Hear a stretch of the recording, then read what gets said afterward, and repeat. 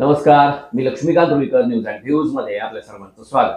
अवघ्या 5-6 महिन्यापूर्वी झालेल्या लोकसभा निवडणुकीत सर्व महाराष्ट्राचं लक्ष लागलेल्या बीड लोकसभा निवडणुकीमध्ये विजयी झालेले उमेदवार बजरंग सोनवणे यांचा विधानसभा निवडणुकीमध्ये मात्र बीड जिल्ह्यात फारसा प्रभाव दिसूनच आला नाही. याचं कारण काय होतं?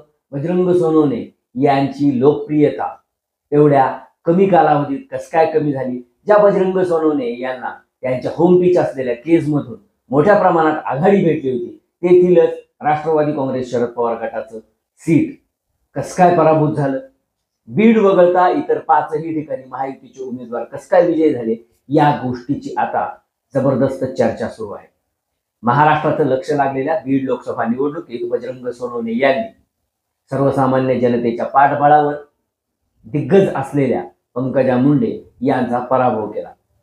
जिल्हा परिषदेच्या उपाध्यक्ष पदापर्यंत मजल मारलेल्या बजरंग सोनवणे यांनी स्वप्नातही लोकसभेची उमेदवारी किंवा लोकसभेचा विजय पाहिला नसेल. मात्र 2019 मध्ये एकदा पराभूत झाल्यानंतर पुन्हा कधीही मतदारांच्या संपर्कात नसलेल्या बजरंग सोनवणे यांना मराठा आरक्षणाचा फायदा झाला आणि थेट ओबीसी विरुद्ध मराठा या लढाईत बजरंग सोनवणे यांच्या पाठीशी तमाम मराठा बीड जिल्ह्यातील उभा राहिला. त्याला पक्षातील स्थानिक आमदार असोत, माजी आमदार असोत, पदाधिकारी असोत यांनी देखील पूर्ण ताकदीनिशी पाठिंबा दिला, पाठबळ दिलं आणि त्याचाच परिणाम असा झाला की दिग्गज असलेल्या पंकजा मुंडे यांचा 6-6.5 हजार मताने पराभव करत थेट बाप्पा दिल्लीत पोहोचले.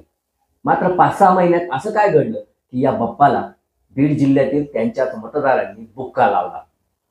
अगदी खरं ऐकलं, या बाप्पाला त्यांच्याच मतदारांनी बुक्का का लावला?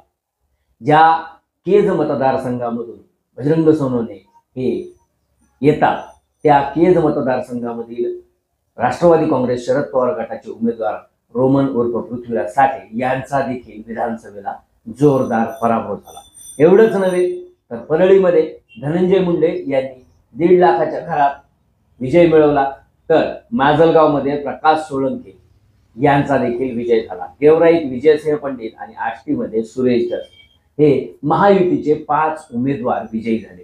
केवळ संदीप क्षीरसागर हे एकमेव राष्ट्रवादी काँग्रेस शरद पवार गटाचे उमेदवार असे होते की ज्यांना पुन्हा एकदा विजय मिळवता आला आणि तो विजय देखील त्यांनी पूर्णपणे आपल्या ताकदीवर, आपल्या जीवावर मिळवला असंच म्हणावं लागेल. कारण खासदार असलेले बजरंग सोनवणे हे उमेदवारी फायनल करण्यासाठी म्हणून किंवा याच्या त्याच्या कोपऱ्याला गुळ लावलेला आहे आणि त्यांना शरद पवारांची भेट घालून द्यायची म्हणून, जयंत पाटलांची भेट घालून द्यायची म्हणून मुंबईच्या वाऱ्या करण्यात व्यस्त होते. उमेदवारी अर्ज भरण्याच्या शेवटच्या दिवशीपर्यंत बजरंग सोनवणे हे बीड जिल्ह्यात कुठेही फिरकले नाहीत.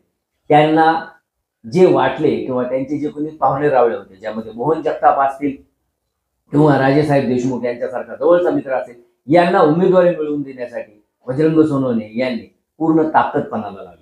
काही जणांना विरोध देखील करण्याचा प्रयत्न त्यांनी केला, ज्यामध्ये संदीप क्षीरसागर हे देखील नाव होतं की ज्यांच्या विरोधात बजरंग सोनवणे यांनी अगदी बीबी जाधव असतील, दिलीप गोरे असतील, झहीर कादरी असतील किंवा इतर लोक असतील यांना थेट शरद पवारांपर्यंत नेऊन पोहोचवलं.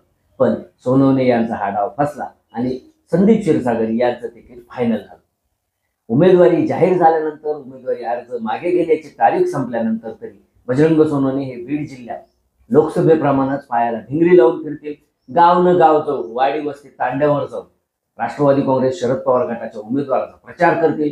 मराठा बहुल गावामध्ये जाऊन पुन्हा एकदा मराठा आरक्षणाच्या विषयावर लोकांना आपल्यासोबत घेण्याचा प्रयत्न करतील आणि शरद पवार यांच्या पारड्यात 6 पैकी 6 जागा टाकतील असा विश्वास हा पवारांना होता, तसेच विधानसभेच्या उमेदवारांना देखील होता.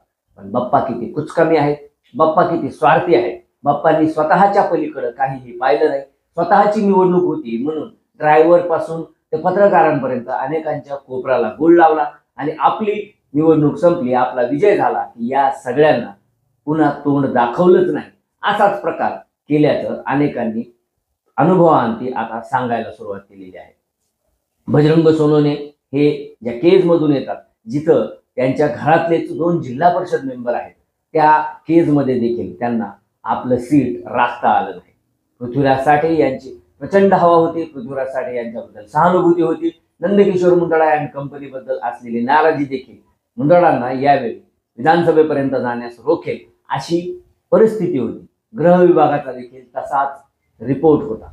मात्र बजरंग सोनवणे यांच्या डोक्यात लोकसभेची हवा होती. ज्या केजमधून ते स्वतः येतात त्या केजमध्ये 12-13 हजाराचं लीड भेटलं होतं आणि हे लीडच रोमन साठे यांना विजयापर्यंत नेईल असा एक फुकटचा विश्वास किंवा अति आत्मविश्वास हा बजरंग सोनवणे यांना असल्यामुळं हे सीट देखील गेलं. दुसरं सीट महत्वाचं होतं ते म्हणजे मोहन जगताप यांचं. मोहन जगताप यांना उमेदवारी दिली नाही तर आपली पत्नी सारिका सोनवणे यांना उमेदवारी द्यावी असं म्हणत बजरंग सोनवणे यांनी अगोदरच रमेश आडसकर यांचा पत्ता कट केला होता आणि त्यानंतर मोहनरावच्या गळ्यात जेव्हा उमेदवारीची माळ पडली तिथं देखील फार कुठं वाडी वस्ती तांड्यावर हे महाशय फिरल्याचं दिसून आलं नाही. गेवराई मतदारसंघ हा महाविकास आघाडीमध्ये उभाटाकडे होता. बलरामराव पंडित यांच्यासाठी एखाद दुसरी सभा सुद्धा या बजरंग सोनवणे यांनी घेतल्याचं ऐकिवार नाही. मग अशा परिस्थितीमध्ये एवढा स्वार्थी माणूस निवडून देऊ आपण नेमकं कुणाचं भलं केलं?